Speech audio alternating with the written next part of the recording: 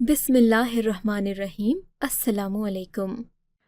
میرا نام امجد علی ہے۔ میرا تعلق سندھ کے ایک پسماندہ علاقے سے تھا۔ جب میں نے اپنے لیے ایک نوکری تلاش کی تو مجھے ساتھ ہی گھر سے دور رہنے کے لیے بھی مشکل حالات کا سامنا کرنا پڑا تھا، کیونکہ میں اپنے ماں باپ کا اکلوتا بیٹا تھا۔ اماں مجھ سے بہت محبت کرتی تھیں، چاہتی تھیں کہ میں دور نہ جاؤں، پر مجھے نوکری ہی ایسی جگہ ملی تھی کہ اپنے علاقے سے تقریباً 30 کلومیٹر دور جا کر رہنا پڑا۔ یوں میری زندگی کی گاڑی چلنے لگی۔ میں کراچی کے ایک مصروف علاقے میں اپنی رہائش اختیار کیے ہوئے تھا۔ یہ علاقہ بہت عجیب تھا۔ یہاں پر موبائل چوری ہونے کے واقعات اور حادثات ہوتے رہتے تھے، سو میں بھی ایک ہی کمرے کے گھر میں رہتا تھا، اس دروازے کو بھی اچھی طرح بند رکھتا۔ میرا گھر گلی کے قریب تھا، یعنی میں بیٹھک میں رہا کرتا تھا تو میرے کمرے کا دروازہ سیدھا گلی میں کھلتا۔ ایسے میں مجھے ڈر بھی بہت لگتا، مگر کچھ دن گزرے تو مجھے اندازہ ہوا کہ یہاں پر چوری چکاری کرنے والوں سے زیادہ تنگ تو مجھے وہ لوگ کرتے ہیں جو ہر وقت مانگنے کے چکر میں رہتے ہیں۔ کبھی آ کر بھیک مانگتے ہیں، کبھی اپنے بچوں کا واسطہ دیتے ہیں، یا پھر کبھی کوئی ریڑھی والا کوئی چیزیں بیچتا اس گلی سے گزرتا ہے۔ میرے لیے تو یہاں پڑھنا اور سکون کرنا محال ہو گیا تھا۔ میں اکثر اس بات پر بہت پریشان ہوتا، پر پھر میں نے ان لوگوں کی آہو پکار کو سننا شروع کر دیا۔ اب تو مجھے گلی میں آنے والے ایک ایک فقیر کا نام اور اس کی بات یاد ہو گئی تھی۔ میں تو اکثر لوگوں کو 10 یا 20 روپے مدد بھی کر دیا کرتا، جتنے میرے جیب میں ہوتے یا جتنا میں کھانا کھانے کے بعد اپنی جیب میں فالتو پیسے رکھتا، میں ان لوگوں کو دے دیتا، کیونکہ میں دہاڑی کی بنیاد پر کام کرتا تھا، اور کام بھی ایسا تھا جو اگر میں ایک دن بھی چھوڑ دوں تو پیسہ نہ ملتا۔ سو روز کا روز ہی پیسہ لے کر گھر آتا، اپنا کھانا پینا کرتا، جو پیسے اماں ابا کو بھیجنا ہوتے وہ الگ جگہ پر رکھ دیتا، اور کھانے سے بچنے والے پیسے ان فقیروں کو دے دیتا جو کہ گلی میں آیا کرتے تھے۔ اب اس سب کا میں عادی ہو چکا تھا کہ ایک رات مغرب کے وقت میں نے دیکھا ایک عورت بڑی ہی کریا وزاری کر رہی تھی، پر اس کی آواز بڑی سریلی تھی۔ اس کی آواز سنتے ہی مجھے کچھ مختلف احساس ہوا تھا، کیونکہ گلی میں آنے والے فقیر اکثر اپنی بھونڈی آواز میں بھیک مانگتے رہتے تھے یا کوئی نعت پڑھتا رہتا، پر آج جو عورت آئی تھی وہ اپنی آواز سے جوان اور خوبصورت لگتی تھی۔ میں نہ جانے کیوں اپنے کمرے کی کھڑکی میں کھڑا ہو کر باہر دیکھنے لگا کہ دیکھوں تو صحیح یہ حسین عورت کون ہے اور کیوں آوازیں لگا رہی ہے۔ آخر اس کو بھیک مانگنے کی ضرورت ہی کیا پڑ گئی؟ میرے چہرے پر شیطانی کہ وہ آواز سے ہی حسین لگتی ہے یا شکل و صورت کی بھی خوبصورت ہے۔ تبھی میں نے دروازہ کھولا، دیکھا تو وہ گلی میں اپنے آپ کو گھسیٹ کر چل رہی تھی۔ یہ دیکھ کر پہلے تو مجھے مایوسی ہوئی، پر پھر میں کھڑا ہو کر غور سے دیکھنے لگا، کہیں یہ ناٹک تو نہیں کر رہی۔ میرے دل میں ایک آواز آئی، اب وہ تقریباً میرے قریب آ چکی تھی۔ میں نے اسے ڈرانے کے لیے ایک کاغذ نیچے پھینک دیا۔ وہ چونک کر میری طرف دیکھنے لگی، کیونکہ وہ کاغذ کافی سخت تھا، کسی گدے کے جیسا لگتا تھا۔ میری طرف دیکھتے ہی اس کی نظریں نیچے جھک گئیں۔ مجھے اسی وقت محسوس ہو گیا کہ وہ کوئی شریف لڑکی ہے، ایسا کرنا اسے برا لگا ہوگا، لیکن اگر شریف ہے تو یوں گلیوں میں آدھی رات کے وقت خود کو ذلیل و رسوا کرنے کے لیے کیوں نکلی ہے، جبکہ یہ اچھی طرح جانتی ہوگی کہ ان محلوں کی حقیقت کیا ہے، یہاں کیسے لوگ پائے جاتے ہیں۔ تبھی میں نیچے بیٹھ گیا۔ میں نے اس سے باتیں کرنا شروع کر دیں۔ میں نے دیکھا، میری خوش قسمتی کہیں یا بدقسمتی یا اتفاق، کہ گلی میں کوئی بھی نہیں تھا، گلی بالکل خالی اور ویران تھی۔ وہ لڑکی بھی مجھ سے باتیں کرنے لگی۔ میں نے کہا، تم کیوں بھیک مانگ رہی ہو؟ کیا تمہارے گھر میں کوئی مرد نہیں ہے؟ روتے ہوئے بولی، اگر مرد ہوتا تو میں تم سے کیوں بھیک مانگتی؟ میں بالکل بے سہارا ہوں، میرے پاس کوئی بھی نہیں ہے جو میری مدد کر سکے۔ اچھا، تو تم کیا کیا کر سکتی ہو ایک روٹی کے لیے؟ میں نے پوچھا تو اس کی آنکھوں میں غصہ اتر آیا، اس کی آنکھیں لال ہو گئیں اور وہ اپنی انگلی ہوا میں لہرا کر بولی، تم یہ مت سوچنا کہ میں بھیک مانگ رہی ہوں تو بدلے میں اپنی عزت بیچ دوں گی۔ اگر میں ایسی ویسی لڑکی ہوتی تو آج محلوں میں بیٹھی راج کر رہی ہوتی، لیکن میں ایسی نہیں ہوں۔ وہ مجھے یہ کہتے ہوئے بہت بری طرح پیش آئی تھی۔ تب میں نے اپنا دماغ بدل دیا۔ دیکھو، میں یہ تو نہیں کہہ رہا کہ تم اپنی عزت کا سودا کرو، میں صرف اتنی سی بات کہتا ہوں کہ تم روٹی کمانے کے بدلے کیا کچھ کر سکتی ہو یہ بتاؤ، کوئی کام بھی تو کر سکتی ہو نا؟ میری بات پر وہ ٹھنڈا پڑ گئی۔ ہاں، کام تو میں کر سکتی ہوں، وہ بولی۔ اچھا، تو کیا تم میرے کمرے کی صفائی کر دو گی؟ میں نے پوچھا۔ میں تم پر کیسے اعتبار کروں؟ وہ دوسری طرف دیوار کی طرف دیکھتے ہوئے بولی۔ تم مجھ پر اعتبار کر سکتی ہو، کہو تو میں دروازہ کھلا چھوڑ دوں گا، یا خود تم کو یہاں بٹھا کر میں باہر چلا جاؤں گا۔ میں یہاں اکیلا رہتا ہوں، مجھے ایک عورت کی سخت ضرورت ہے جو میرے کمرے کی صفائی ہفتے میں ایک بار آ کر لیا کرے۔ میں اسے کچھ روپے دے دوں، میں نوکرانی نہیں رکھ سکتا۔ نوکرانیوں کے تو دماغ آسمان پر ہیں آج کل، وہ کسی کے کام اس طرح نہیں کرتی، نہ ہی ان کو ضرورت ہوتی ہے۔ ان کے پاس اتنا کام ہوتا ہے کہ وہ لوگوں سے پیسے بھی اینٹتی ہیں اور ان کو ذلیل بھی کرتی ہیں۔ میری بات سن کر لڑکی کسی سوچ میں پڑ گئی۔ اچھا ٹھیک ہے، میں تمہارا کمرہ صاف کر دوں گی، تم بدلے میں مجھے کتنے پیسے دو گے؟ میں نے اسے کہا کہ میں بدلے میں تمہیں 2 دن کا کھانا کھلا سکتا ہوں، کیونکہ میں ایک ہوٹل میں کام کرتا ہوں، وہاں سے میرے لیے کھانا لانا زیادہ مشکل نہیں ہوگا۔ وہ لڑکی اس بات پر خوش ہو گئی، بولی کہ یہ تو صحیح ہو جائے گا، پر تم کوشش کرو کہ 2 دن کا کھانا کھلانے کی بجائے پورے ہفتے میں مجھے 1 دن کا کھانا دے دیا کرو، یعنی روزانہ دوپہر کا کھانا۔ اس طرح میں ہفتے کے ہفتے آ کر تمہارے گھر کی صفائی کر دیا کروں گی۔ میں نے کہا یہ اور اچھا ہو جائے گا، مجھے بھی تینوں وقت کے لیے بھاگنا نہیں پڑے گا۔ بولی کہ ٹھیک ہے، میں کل سے ہی تمہارے پاس آ جاؤں گی۔ میں نے کہا کل کیوں؟ تم آج ہی میرے کمرے کی صفائی کر دو، کل میں تم کو دوپہر کا کھانا کھلا دوں گا۔ میری بات پر وہ کچھ شک میں پڑ گئی، بولی کہ نہیں، میں کل آؤں گی، بے شک تم رات کو بلاؤ پر کل آؤں گی، آج نہیں آ سکتی۔ میں نے کہا چلو، تم جیسا کہو گی میں ویسا ہی کروں گا، تم آج چلی جاؤ، کل میرے گھر آ جانا، صفائی کرو گی تو اس کے بعد میں تمہارے لیے اچھا سا کھانا لے کر آؤں گا۔ وہ لڑکی خوش ہو کر میرے گھر سے چلی گئی۔ میں بھی مطمئن ہو گیا کہ چلو، میں نے کوئی نیکی کا کام کیا۔ اس عورت کی باتیں سننے کے بعد سے میں نے اس کے بارے میں کچھ غلط نہیں سوچا تھا، کیونکہ میں واقعی میں اب اس کے لیے کچھ کرنا چاہتا تھا اور سچے دل سے کرنا چاہتا تھا۔ خیر سے اگلے دن دوپہر کے وقت میں اپنے گھر پہنچا۔ میں نے دیکھا وہ لڑکی پہلے ہی میرے گھر کے پاس سے آ رہی تھی۔ اب وہ لنگڑا کر نہیں چل رہی تھی، بلکہ بالکل اب کھڑی ہو کر جا رہی تھی۔ اسے دیکھ کر میں حیران بھی ہوا، کیونکہ میں تو پہلے ہی بھول گیا تھا کہ وہ لنگڑا کر چلنے کی ناٹک کر رہی تھی، پر ابھی وہ صحیح چل رہی تھی۔ میں نے اسے پوچھا بھی کہ تم ایسا کیوں کرتی ہو؟ بولی کہ بس میری مجبوری ہے، لوگوں کو میں معذور بن کر دکھاتی ہوں تاکہ وہ مجھے کچھ روپے دے دیں۔ مجھے اس کی بات اچھی نہیں لگی۔ خیر، میں نے اسے اپنے کام کرنے کے لیے کہا۔ بولی کہ تم گھر سے چلے جاؤ، بے شک باہر جاتے ہوئے میرے ہاتھ دیکھ لینا، میں کچھ یہاں سے چوری نہیں کروں گی، پر تمہارے ہوتے ہوئے میں تمہارے کمرے کی صفائی نہیں کر سکتی۔ میں نے کہا ٹھیک ہے، مجھے تم پر یقین ہے۔ میں گھر سے باہر چلا گیا، ایک دکان پر اپنے دوست کے ساتھ بیٹھ کر گپ شپ کرتا رہا۔ تقریباً 20-40 منٹ کے بعد جب گھر گیا، گھر کا دروازہ بجایا تو اس نے خود ہی دروازہ کھول دیا۔ میں کیا دیکھتا ہوں کہ پورا کمرہ شیشے کی طرح چمک رہا تھا، اسے کسی نے میرے گھر کو سرے سے بدل ہی دیا ہو۔ میں بڑا حیران ہوا کہ یہ لڑکی تو بڑی ہی مہارت والی ہے، دوسرے گھروں میں کام کیوں نہیں کرتی۔ مجھ سے مسکرا کر کہنے لگی اب مجھے کھانا کھلا دو۔ میں نے کہا ہاں ضرور، میں تمہارے لیے آتے ہی کھانا لے کر آیا تھا۔ میں نے اسے کھانا دیا تو بہت خوش ہوئی، بولی کہ اللہ تمہیں اس کا جزا دے گا، تم نے مجھے لوگوں کے آگے ہاتھ پھیلانے سے بچا لیا۔ میں نے کہا کوئی بات نہیں، بس اب تم ہر ہفتے آیا کرو، میرے لیے آٹا وغیرہ گھون دو اور باقی چیزیں کر دو، تو میں تمہیں کھانے کی فکر سے آزاد کر دوں گا۔ وہ خوش ہو کر چلی گئی۔ میں بھی اس بات کو بھول گیا، کیونکہ اس فقیرنے کے بارے میں اب میرے خیالات بدل چکے تھے۔ اگلے دن جب میں اپنے کمرے میں تھا، یہ مغرب کا وقت تھا جب میں نے اس کی آواز دوبارہ سنی۔ یہ اسی ہی کی آواز تھی، پر وہ مختلف سے لہجے میں بات کر رہی تھی۔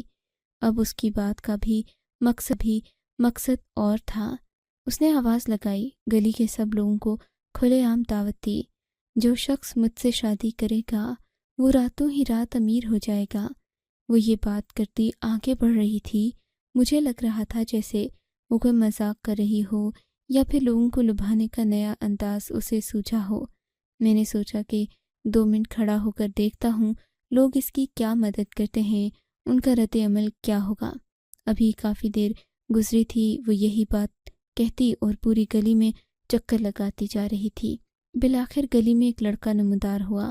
میں نے دیکھا اس کے چہرے پر عجیب سی مسکراہٹ تھی، شاید کہ وہ اس فقیرنی سے کچھ کہنا چاہتا تھا یا وہ اسے بری لڑکی سمجھ رہا تھا۔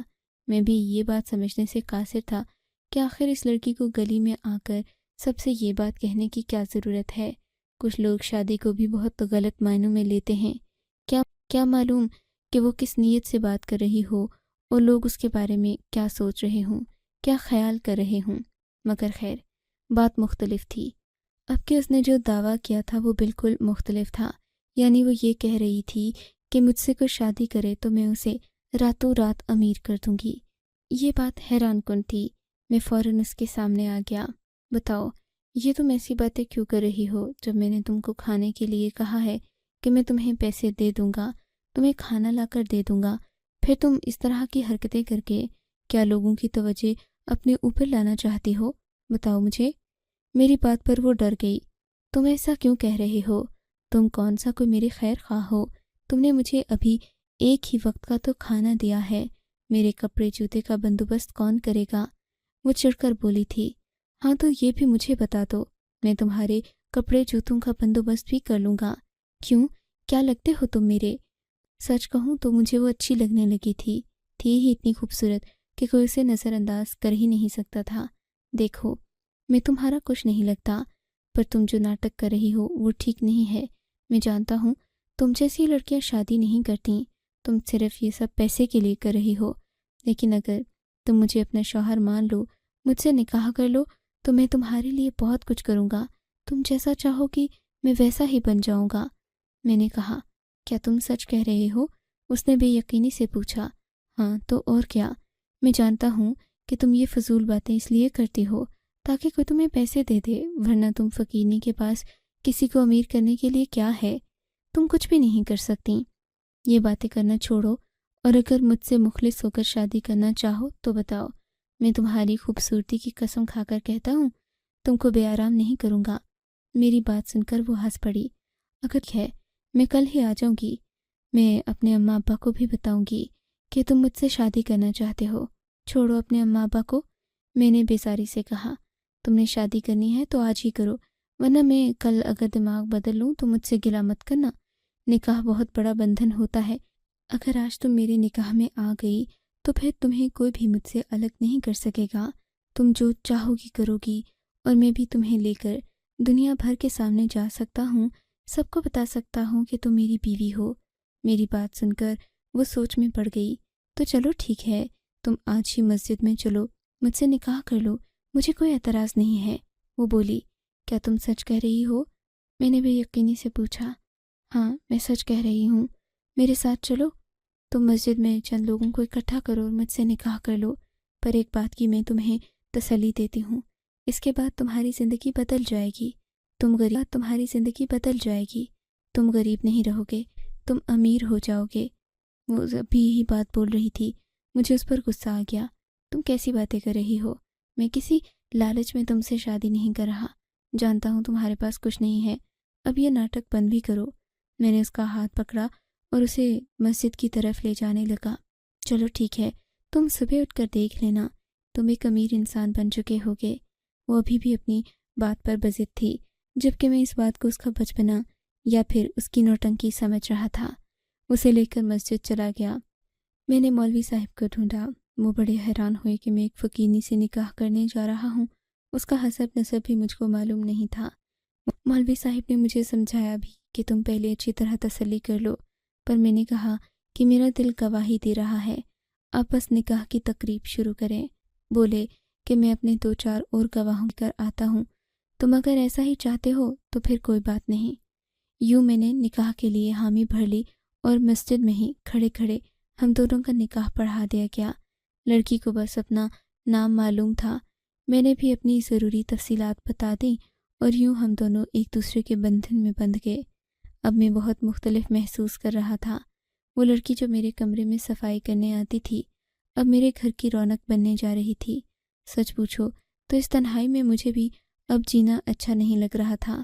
جب بھی اماں سے شادی کا کہتا وہ مجھے جہیز کی بہنوں کی لمبی ایک فہرست تھما دیتی جسے پورا کرتے کرتے شاید میں بوڑھا ہو جاتا۔